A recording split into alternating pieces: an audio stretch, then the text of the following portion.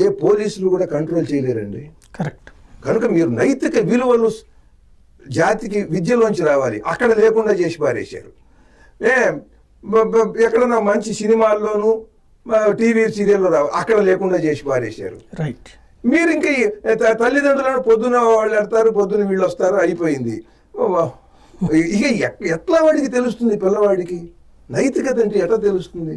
ఒక మంచి పద్యం లేదు, ఒక మంచి ఒక చక్కని ఒక హరిశ్చంద్రుడు కథ ఉందండి, సత్యం కోసం చనిపోయాడు అనేది.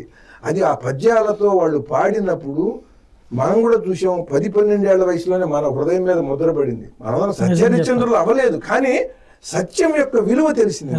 సత్యం ఎంత గొప్పది. అరే అబద్ధం ఆడకుండా ఉంటాం, మాట మీద నిలబడేవాడికే నాయకుడు కూడా గొప్ప, మాట మీద నిలబడ్డాడు రాని.